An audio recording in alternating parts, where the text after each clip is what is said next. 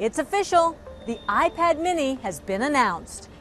On this Upgrade Your Life, Apple's newest edition, the specs, the price, how it compares to the newly refreshed, bigger iPad, and how will it compete with the Android and Kindle tablets on the market.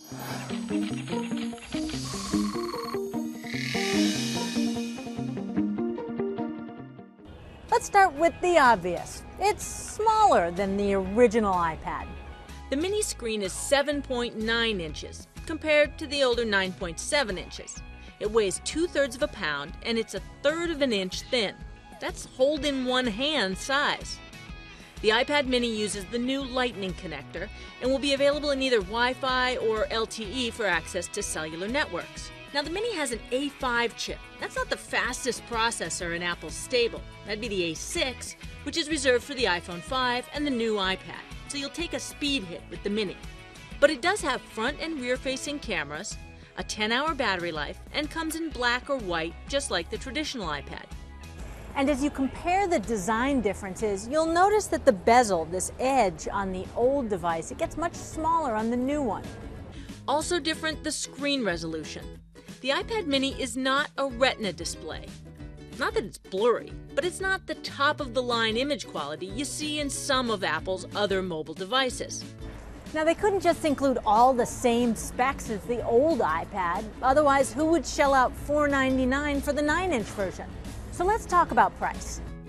The Wi-Fi only 16GB iPad mini will cost $329. Compare that with the 16GB model of the Amazon Kindle Fire HD, cost $199, and the Nexus 7, which costs $249. The Mini's still more expensive, but it's in the ballpark. So the real question, now that the price points are so competitive, should you get the iPad mini or an Android tablet like the Kindle Fire HD? Just looking at the hardware, Apple gets points for a bigger screen, but the competitors have a higher resolution screen. In the processor department, the iPad minis is technically older, maybe slower. It'll be especially interesting to compare it in the real world to the Nexus 7, which has a quad-core processor. And finally, design. Apple's mini is sleeker, but the Kindle Fire? I like the grippy back. It just feels good in your hand. Listen, this is not really a hardware issue. It's all about media and ecosystems.